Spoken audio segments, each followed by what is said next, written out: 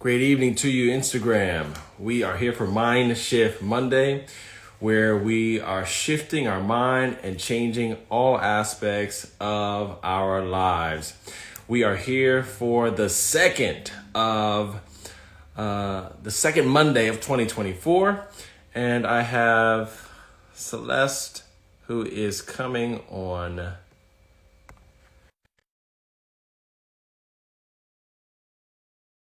broadcast, the emotional locksmith, who is going to walk with us on this journey today. Hello there. Good evening. Happy Mind Shift Yes, Monday. happy Mind Shift Monday to you as well. I gotta adjust my there we go. Yeah, maybe I need to adjust also just a little bit. There we go. We got it. We got it. I'm excited. I Yes. So that's what today, I'm days. We've been hitting some hot topics here for the new year. oh yes, coming out guns blazing. Mm-hmm, mm-hmm. Yes, Mm-hmm. we are. But it's necessary in order for the shift to take place in the lives we've been called to serve, the lives of those we've been called to collaboratively serve. It's a joy to be able to do it alongside such a competent emotional locksmith. And so today's topic is, what does vulnerability have to do with a renewed mind? Vulnerability is something that there's a lot of misconceptions around. Oh And yeah. today we're going to dive into what some of those can be, what they can do. And if you're joining us right now, go ahead and just let us know in the chat what your definition of vulnerability is. What is vulnerability to you? Maybe that includes Yeah. what it is not. While you put that in the chat, put your seatbelt on also. Let's go.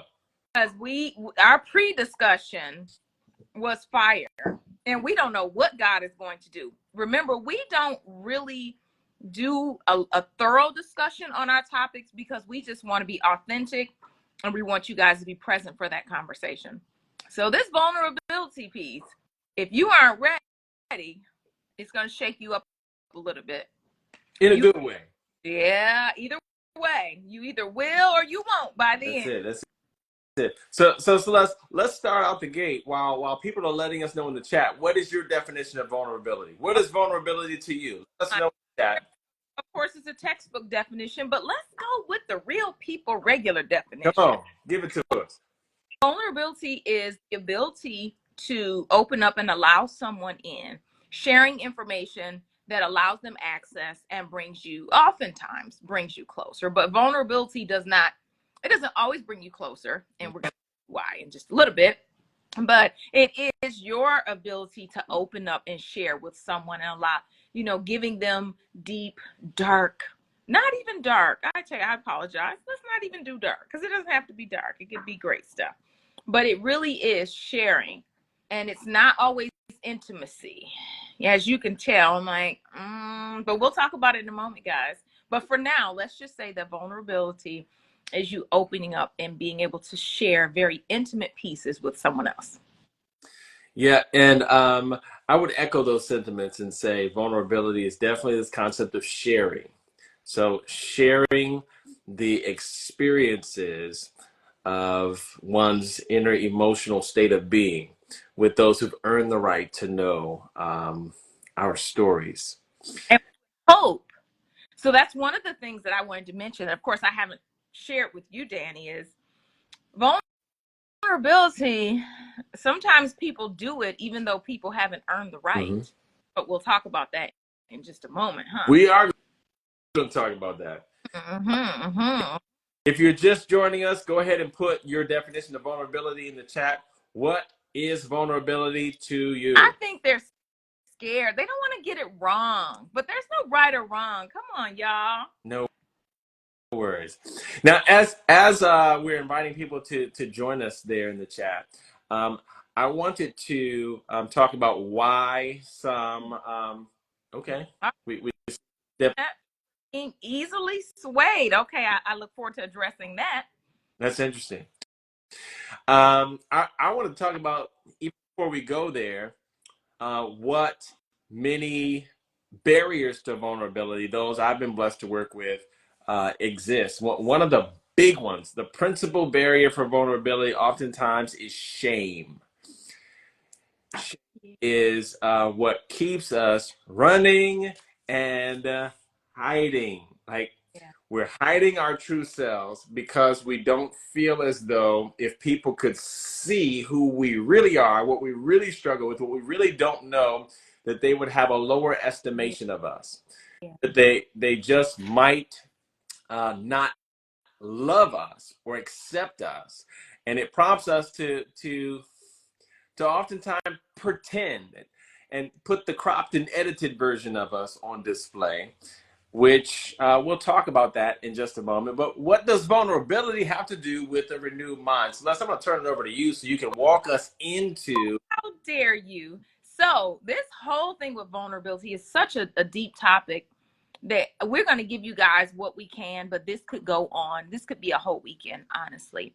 Vulnerability has everything to do with the renewed mind because, like you said, we hide behind the curtain, but when we're finally able to work up the nerves to actually become vulnerable, there are uh, some little key things in the back of the mind that can prevent us from doing that. Fear is one of them, of course, and like you talked about, that shame, and even fear sits behind shame because the question is, can someone love me as I am?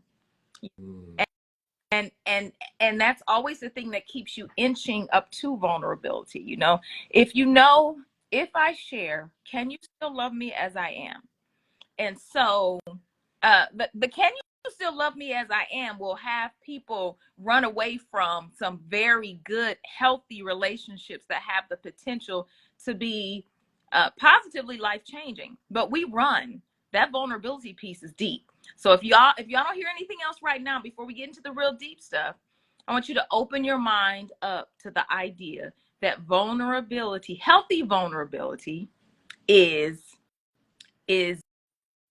vital in order to have an emotionally intimate relationship. Yeah, and I just want to repeat something that I've said on a previous live, where I pointed out how Dr. Henry Cloud pointed out at a seminar I attended once that God could have put our tear ducts underneath our armpits, but He did not do that. Where did He put our tear ducts? He put them in front of our faces because our pain is meant to be seen. Healing happens when we have shared with those who've earned the right to know our story. Even Jesus wept. Mhm. Appropriate time to share. One of the Beatitudes is, blessed are those that mourn. You got to get the bad out to make room for the good, but it's all sharing appropriate. Is there ever does there ever arise a time when sharing certain details is not called for? Would even be counterproductive? Yes, yes. And some people call it oversharing. I actually am dealing with a few people right now because everybody on here, hopefully, I'm a whole therapist, and getting people to be vulnerable is one thing. But what happens? So, number one, we do need to vet people and also vet the relationship. What's the purpose of the relationship? And that'll decide how vulnerable I need to be or how safe it is for me to be vulnerable. And so some people share too much too soon. People haven't earned the right to have that level of access. And then it really does change the possibilities for the relationship. That relationship, it limits the possibilities of where it can come from. I'm telling you, if a guy sits down and shares too much too soon, I'm running. Hmm. It's going to be a great conversation, but it's going to be a one-off. It's just a one. Now wait. Now I know for those who are dating, it's probably a little controversial because don't you want to know as much as you can up front about who you're potentially getting to know, who it is that you're considering building a life with? Is it a bad idea to be honest about? No, it's a great idea to be honest, but every relationship is not ready because what I can tell you, I can never untell you. So if I can't untell you, then I lose the rights to that information once I give Ooh, it up. Now, I love vulnerability. I think that it because remember, facts plus feelings equals intimacy, right? That's how we really build say intimacy with people. that And again. Say that again. I don't know if they got it. intimacy is just facts plus when we share facts plus feelings. That's good. Somebody put that in the chat for us. Facts plus feelings equals intimacy. Right. But it's really not real intimacy when you share too much too soon. And you actually could be priming that person to play a role in your life that you need fulfilled. And then it changes it so you're no longer adult to adult. You really could end up in a parent-child relationship. But that's another lie, I know. But I'm just saying, this vulnerability piece, it ain't for the faint at heart. So how do you Okay. know what to share, when to share, what's too much to share in the context of the various the different kinds of relationships that we are managing? I think you answered it in your question. Like you said, the different types of relationship. What type of relationship is this? Like, I might meet someone today, but it's not important for them to tell me very intimate details of me. Vulnerability begets vulnerability, right? But there really is a time and a place for everything. So if if you're out on a first date with someone, um, learning where they come from, kind of what we would call like stage one conversation to see if this person is going to make it to stage two.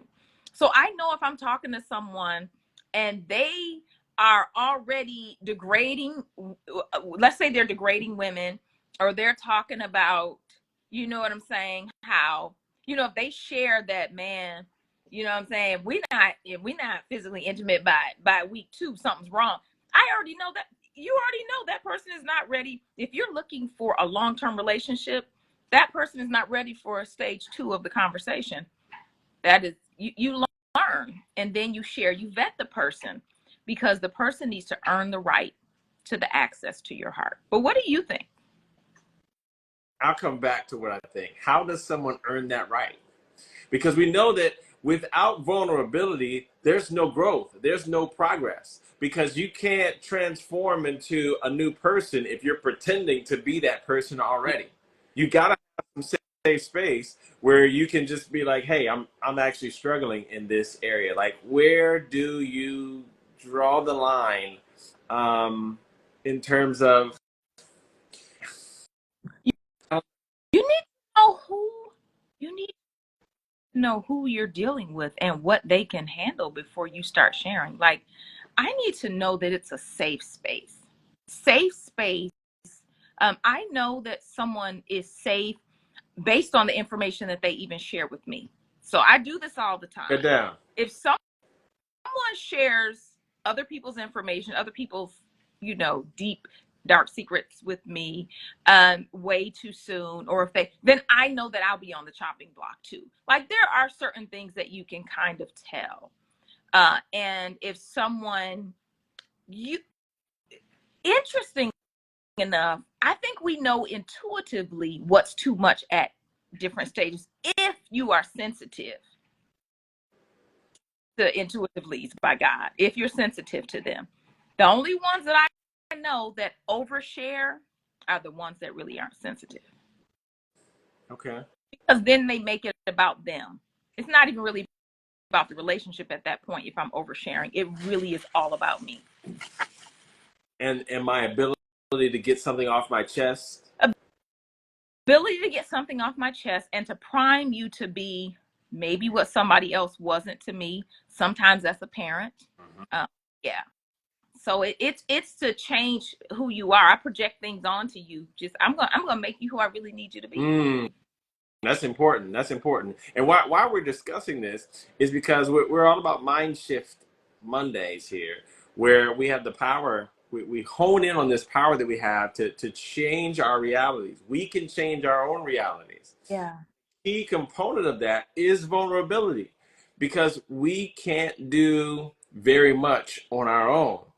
We need help. It is not good that man should be alone. It's about way more than just marriage. We see the people of Acts coming in community. We see bear one another's burdens. We see a cord of three strands is not easily broken. We see in the multitude of counsel there's safety. We see all of these principles as iron sharpens iron, so one man sharpens another. But there is a time, like you're saying, there's a time for everything. There's a time to share, and there's a time to. Whoa, that's actually a little too much for this. And in the day and age in which we live, where dating is a really big deal, you have a lot of people who confuse sharing their deep, dark secrets with vulnerability. Yeah. Yeah, so it's interesting. Let me tell you, I hope I'm not getting us off topic for a second, but you know what it made me think about when you said that? And even our previous discussion, there are some couples that never truly get to the level of vulnerability that take them into a true place of intimacy. Break that down. You can be in an empty relationship for a very long time because just some things that you're familiar with will keep you there but not connected. So I don't know, something you said just made me think about it, and I was like, oh my gosh. And I thought about all the couples that I've counseled over the years, and probably about at least 30% of them, no, yep, probably closer to like 45%. I'm just kind of thinking it's been a long time. But like 45% of them have never really reached the level of vulnerability that we're talking about here. Is that because they don't really understand what safe space is? Because in order for vulnerability to take place, there has to be a safe space. And like, I wish that I had like a whiteboard, but that that safe space. When we were kids, we used to play tag, and there was always Yeah, base. yeah. It was safe space. Like I got base. No, I was on base. It's safe. You can't harm me here. You can't get me here. This is safe. This is supposed to be sacred. This is supposed to be something that does not allow that there are different rules that apply for this space here. And I think that something you said earlier, like the shame, I think people create stories about what it is even before they're in relationships. So their limits on vulnerability already exist before they enter into the relationship. And I think the most vulnerable some of them will ever be will be at the beginning, and that's just to complete the attraction stage. Hmm. Yeah. So that I'm attracted to you and I'll show up again and again. But after I show up so much and it's truly not vulnerable, you can prime the person to continue to show up for you, and you won't actually share enough for you to enter into that space of emotional intimacy, and then the relationship will be based on potential. Interesting. A relationship that's based on Oh, potential. it's a lot of marriages, a whole lot of marriages based on they're present because they believe that the person can, and they're hoping that they will. But a lot of relationships are based on that, but it comes with a lot of frustration on at least one person's part, because the relationship is to the place where vulnerability is required, but the person is not able. Hmm. And that person not being able oftentimes is linked to their own issues. And so the safe space that we seek can't be found in unsafe people. Mm. And qualifying who a safe person is. Let's talk about. Let's dive into that for just a minute. Like when and where is it appropriate? How does somebody earn the right to hear about our pain, our struggle? So it's interesting. We start out sharing, and I think you can tell very quickly based on people's responses and their questions. So I call it what I call the next question. So if we're talking and someone doesn't ask the next question at all, like it's consistent. They listen, and they might Now, good listening is not talking, because that can easily go over to stonewalling very quickly. You'll be a complete wall. But excuse me. But when you, I done got into stonewalling, I apologize. Okay. So, but when you, where was I? I apologize. My children are running out the door. No worries, no worries. Um, we were talking about the safe space and how to determine that someone is actually safe. Oh yeah, yeah. So the next question, that's what I was saying. So if I'm talking to someone and I'm like telling them how my day was, and then they might pick something out of that and ask me what I call the next question. Oh, well, what happened? Or what did that look like? Oh my gosh, tell me more about that. You did what and what? So now it's a continuous dialogue, and it's not just one person showing up. Mhm. That's how I know the person may be ready for the next stage of the conversation. You can always tell if you are the only one feeding, then you know that that person is definitely not ready. People will show you very early, sometimes not initially, but they can't, I promise you, they cannot play the role for too long. We got a great question that came in from Q. Mm-hmm. How would you say technology? How would you say technology and social media affect vulnerability in a relationship? Is the question. Especially going from stage one to stage two. So understanding there's a progression. So we've got some background knowledge, it sounds like, but how does technology and social media affect vulnerability in a relationship? You want to take a stab at it? Oh, that's a good one. That's a good one. That's a whole lot live. So so technology and social media really does portray that you can have one foot in and one foot out, that you really don't have to go all the way in. That really does. Even the way the scrolling thing on the mind means I really don't have to commit to anything. Mm-hmm. Real, like, you don't know it. That's the reason why that screen time is so important. You need some real socialization, or else the brain will think this is just what we do. This is what we do. So I think that's one way. I think that also social media can expose way too much. You see what I'm saying? And it can exploit this whole idea about vulnerability, and it can make people run. It can make, It can also make you feel like you know somebody when you really just know the cropped and edited version that they're portraying in cyberspace. And so the realities are how many people are really who they are. You know, there's a definition of character: who you are when nobody's looking. Who who who are you then? who are you when nobody's looking? And Yeah. so some have a tendency to overshare and some undershare. We really have to kind of find that sweet spot Yeah. where we're appropriately sharing the details that the relationship can handle. Yeah. And it's a very delicate balance between opening up your mouth and knowing when to hold your peace. Yep. Because not everything should be shared when when you think that, hey, I want this person to know. Sometimes they can't handle it. Yeah. Yeah.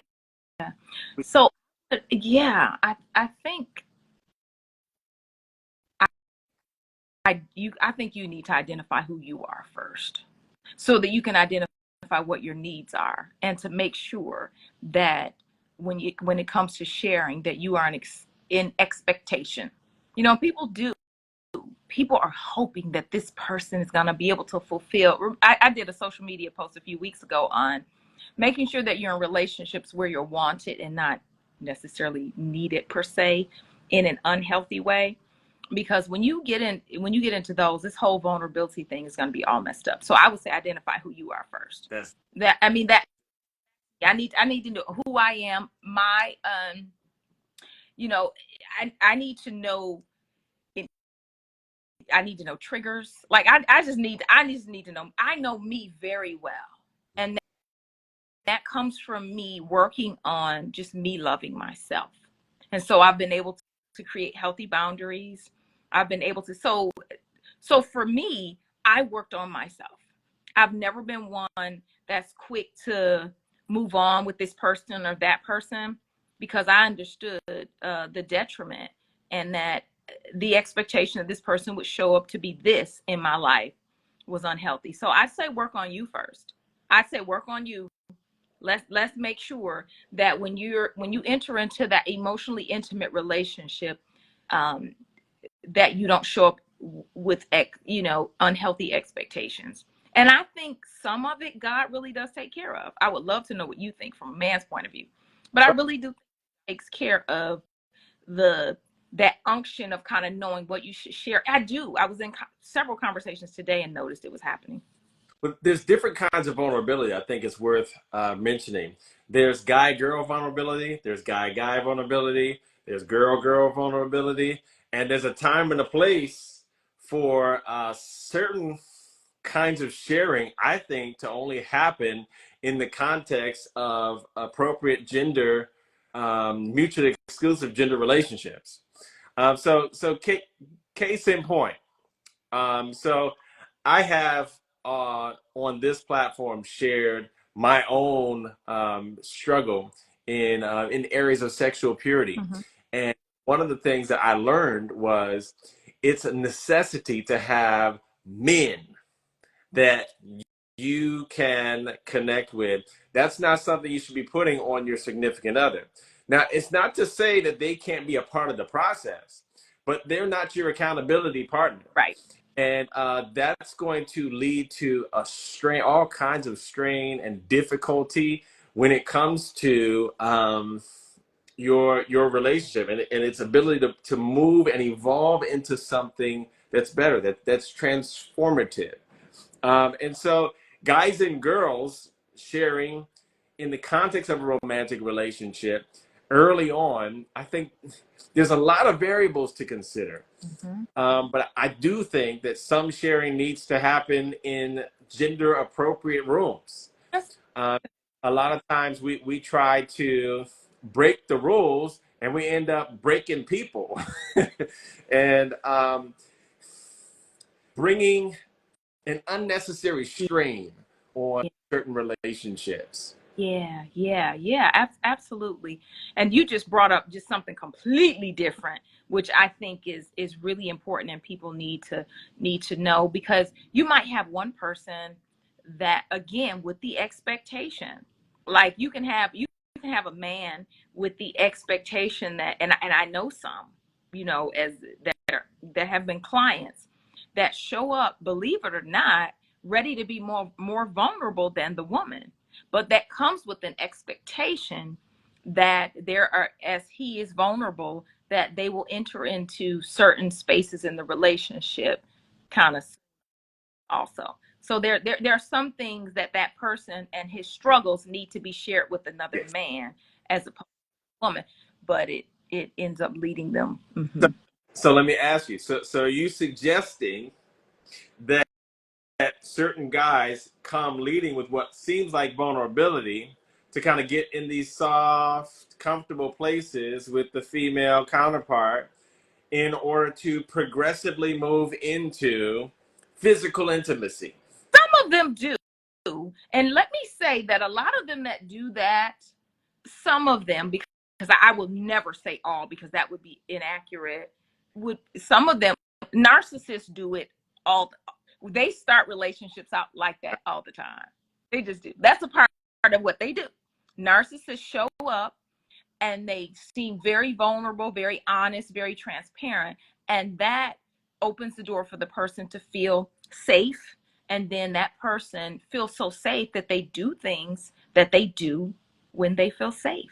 And they open up their physical, emotional, sexual coat and say, look into me and see. And so yeah, some people do. Some men actually do I would that. agree with you. I didn't want to put the guys on blast, but there are some guys who even subconsciously, okay, you know me. I told you everything. Like, let's go and do the thing. And it's a little more complex than that. But oftentimes, the female counterpart, when they hear these intimate details, they want to have that translate into the physical intimacy. and they oftentimes do too much too soon and lose sight of some of the foundational elements of the relationship because they're so focused on rapidly going to the express lane of physical intimacy. But I wanted to ask you, and we have another question comes in: how well do you differentiate and navigate between vulnerability and manipulation in that situation? Ooh. Uh, Ooh, that go ahead. that's good. I would say, for me, in the context of a romantic relationship, that there has to be an appropriate way to test where a person's character lies. And this is why you don't rush into physical intimacy too fast, because you can't test something over time if there's no time. Yes. You jump right in and like ready to go off the deep end, and before you really know character, because character is not really revealed until it's tested. How do you know if a tree is rotten? Until after the storm passes and whether or not it's standing. You have to allow time to develop. If it's love, the first quality of love, according to the Bible, love is patient, baby girl. And so if he can't wait, if there's a hastiness to it, you got to be very careful when there is haste in sharing emotionally and physically intimate details too soon. I don't know. What would you say, Yeah. Celeste? So I think I saw the question. I see the question both ways. So I don't know if if she's asking in this way, but navigating between vulnerability and manipulation. I'm wondering if she means identifying like the difference, so when you see it you'll know if the person is really being vulnerable or are they manipulating you. I love what you just said. It's time, and I always say we know someone when we see consistency in behavior over time, and then and like Danny, like you said, they're tested. Like if someone, if they say, oh yeah, we're good, this is the decision we're gonna make, and then you try to stick to that decision, and then the person pops off, gets angry or whatever, you'll know if it's really their decision or is it just your decision. So you can tell manipulation doesn't stand up over any length Ooh, of time. can I just put us in it? What happens when they don't get what they want? What happens when they don't get what they want? You will see the real them. Mm-hmm. You want to see then? You'll see. Yep. You'll see. Let's go ahead. Absolutely, absolutely. I'm just saying that for those that are just joining, if y'all don't hear anything else, I need you to understand that vulnerability is a good thing, but it has to be balanced and it has to be in a safe place. And you get to decide how much you share and when. You Mm-hmm. and it and it's okay to take that very slow so that you can test it, because remember, you can tell it but you can't untell it. Once I share it with you, you know already, you can do whatever with that information. I don't have control over it after that. But can I say that I love being vulnerable? And because I've learned to test, I I've had very little regrets about being vulnerable with someone. I'll say, if I can jump in there, I'm learning how to be vulnerable. Interesting. I don't love it. Ooh. I've learned to value and appreciate it, but it's uncomfortable Mhm. because that breeze hits you. Like, if you're just joining us, we talked about one of the barriers to vulnerability is this concept of shame. So in Genesis chapter 3, we see God telling Adam and Eve, "Don't eat from the tree. The day you eat thereof, you will surely die." We know the story. They go, they eat. She gives some to her husband. He eats, and all of a sudden they start to feel funny, and they go and cover themselves with these fig leaves. They're running and they're hiding from God. They're running and they're hiding from God. They're running and they're hiding. They're running and they're hiding. Deductive reasoning. If something's causing you to run and hide from God, Mm. that must not be God. And so, where does shame come from? I'm saying it's a demonic construct from the pit of hell, keeping you running from the very agency that's designed to bring you back into fellowship with God. Isaiah 1 and 18 puts it this way: "Come now, let's reason together." This is always God's posture towards sin. Let's talk about this. Let's have a conversation. Let's have dialogue. Though your sins be as scarlet, I'll make them whiter than snow. So this concept of shame is so important to understand why vulnerability is necessary. We've got to have safe space to share who we really are, what we're really going through, what we're really struggling with, what we haven't figured out yet. But when do we share what? Is there ever a time where we need to be more intentional with what comes out of our mouth? That's the discussion that we're having here, because shift our mind. Go ahead, Celeste. No. You have me thinking about something that we talked about like 4 or 5 lives ago. Okay. Remember we talked about how some people, I don't care how old you are on here, that you are still a virgin. You probably like, oh no, I had sex with, I had, no, because God requires vulnerability in order for you to really get everything out of one of the most sacred things that he created, and that's that covenant. And that physical coming together.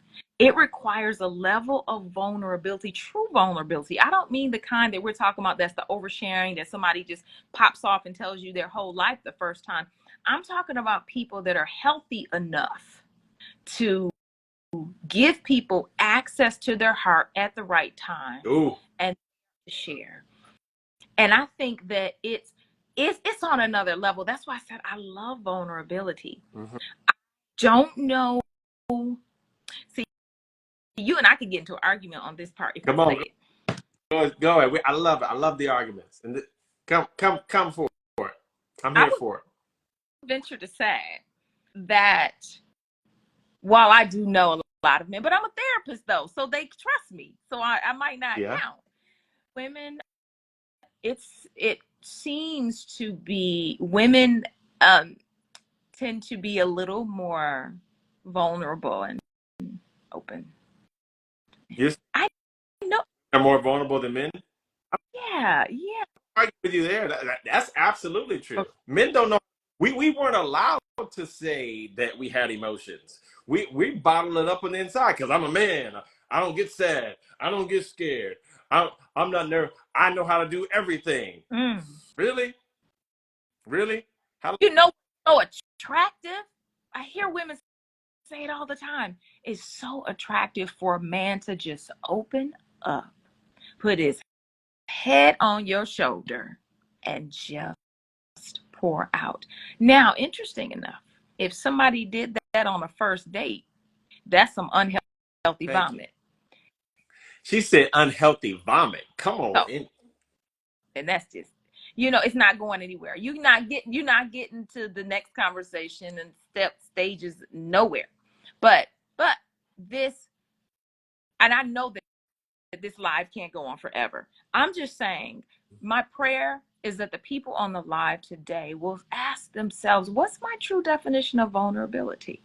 And have I really ever truly entered into that space with someone that was also very healthy? Because that's the thing. You work on yourself to become really healthy. And then the next test is, do I cherish myself and my sacred spaces of vulnerability enough to require that the other person show up just as healthy before I share deeply? Because it's not enough for you to be vulnerable and share, and the other person doesn't really have the heart or the desire or willingness to be healthy with you. That's different. Like, I can work on me, but engaging with someone that's ready for my heart, different. And then they're able to give back. Now I think that we've welcomed God for real in the relationship. But if it's just one person being vulnerable, that's why I'm saying be very careful. Mm-hmm. Recognize when somebody is ready or not ready, and don't waste your time. I'll say this as well. One of the things that I've learned is to give people bits and pieces of your story in doses. Like give them one little piece and see what they do with it over time. See what they do with it over time. Because if you give them a little dose and next thing you know it's being used against you, dead giveaway. Dead. Yes. And it's they apologize right afterwards, you better know it's in their character. Yeah.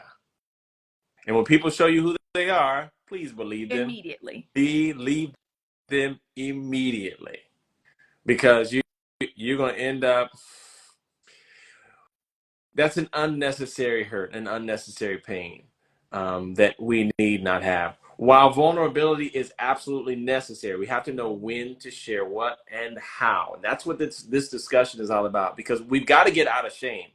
And I wanted to ask you, Celeste, before we close this live, the antithesis of vulnerability is keeping things bottled up. Talk to us about how that alternative causes a disruption physically, a physical disruption in the health of our bodies.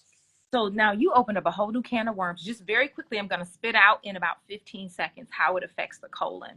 When you bottle things up and you hold it, it can affect the colon. It can affect the urethra. So you're talking about bladder issues. You're talking about even prostate issues. You're talking about weight issues too, can potentially come from that. When you hold things in, you're not allowing the body to release like it needs to. And then you start to see all these blockages or different things kind of clogged. And so bottling things up is against our very nature, which is why when you mentioned that our tear ducts could have been under our arms, but instead God put them here so that they could be seen. So our hurt, our pain could also be seen and shared. So Yeah. So don't hold it in. don't don't hold, find you a safe Mhm. space. I went somewhere today and I got to tell the person, she was such a sweet girl that I met, but when she found out I was a therapist, she was like, oh my gosh, yes. And I'm like, you're so sweet, but I can't take on anybody else. So but I want you guys to find someone. Mhm. Find, I do have a program coming up that I'll share with you guys in about 2 weeks. So I am doing that program, but I'm putting a lot of energy and time into that.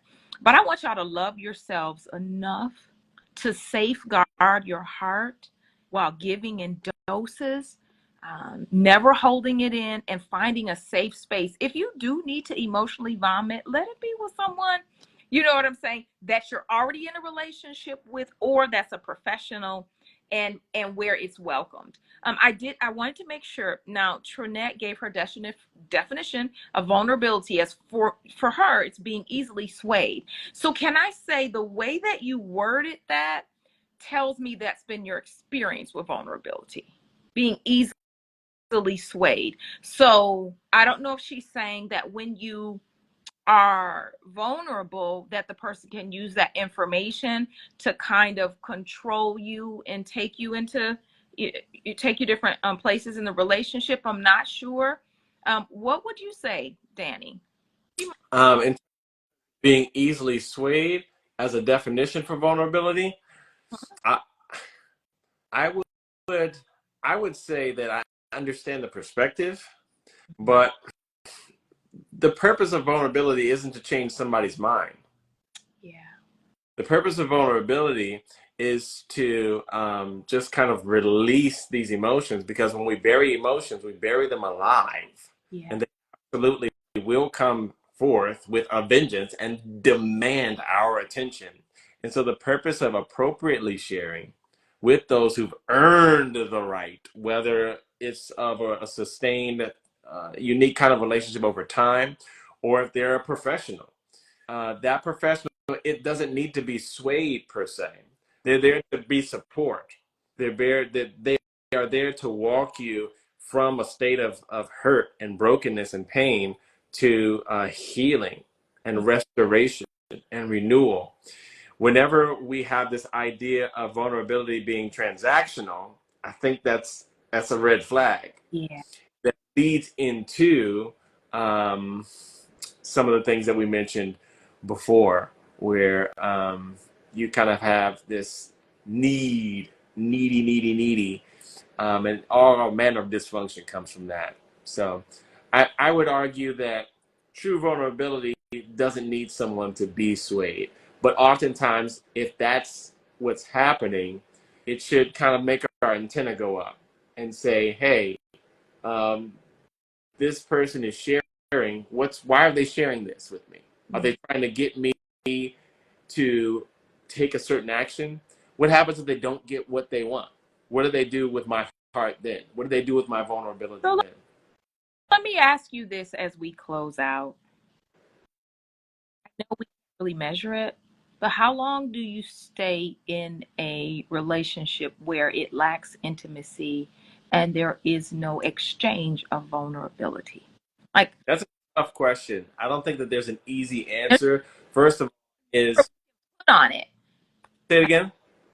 I said there's not a number we can put on it, but I just, And there's all kind of different contexts. In the context of a marriage, in the context of a romantic boyfriend-girlfriend relationship, in the context of another familial connection, there's a lot of context that I would say needs to be considered there. But I will say this, that vulnerability has to go hand in hand with healthy boundaries.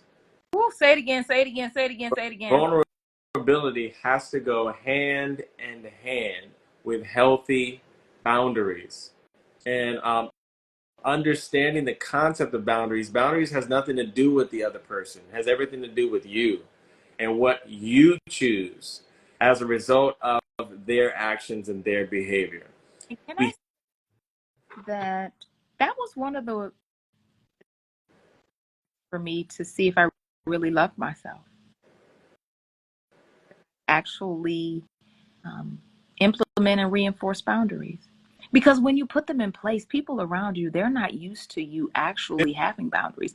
So they will test your boundaries. But you're able to reinforce and say, nope, that line is there for a reason. And I'm protected on this side, right? And so I just want to just put that out there to everyone on the live today. Vulnerability does come with we need to do it with wisdom.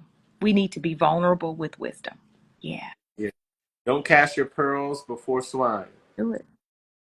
Yeah, and understand that while vulnerability is absolutely necessary, certain kinds of deep vulnerability isn't necessarily always appropriate right away. Yeah. Having that wisdom can protect your heart and the state of your future relationships. So we appreciate everyone who's coming to share. Feel free to put what your thoughts are in the comments. Any other questions that you have, share this live with others who need a shift in how they view Yeah. vulnerability because it's a critical aspect of our humanity, of community, but it has to be done in the right way. It has to be stewarded wisely in order. What if our young people could get this before they enter into a marriage? What if they could have this conversation and don't fool themselves if the person is not doesn't desire or is not able to at this time, don't fool yourself into believing that they will be able to be vulnerable and enter into an emotionally intimate relationship with you that will carry you for a lifetime. Share this live, sit around with your family and discuss these lives just so that you guys can grow. So, but that's all for me. Hey, that's good. So this is MindShift Monday, and I want to point you to a couple of resources that are already out and available. Celeste has two powerful resources. One, it is the power of a new narrative That's the book. Yes. that helps you to be able to get that shift, rewrite your own story, attract success now. So it's hand in hand with Vona, knowing what to share and getting past these old views and these old stories that aren't serving us. Yeah. And then the devotional is The the renewed mind. mind. Yes, the renewed mind, available on Amazon right now. I have another resource that's forthcoming, MindShift 31 Secrets to Radically Transform Your Life, Your Work, and Worth. But we're here, and we've got many more Mondays to go. So let us know what it is you have to say and to share on this topic. Questions, dissenting opinions, we welcome all of it. and look for some new things that we're going to be doing collaboratively very, very soon. Yeah. But we thank you again for joining us. Remember, you can shift your mind and transform every aspect of your life. You are made in the image of God. Is there anything too hard for him? So what do you think he can do when he combines with you? Shift, shift, shift. Because there are no such thing as limitations other than the ones we allow to be placed upon ourselves. Be blessed, everyone, and we'll see you for the next Mind Shift Monday next week. 6 p.m. Tell your people, set your alarms. Good night.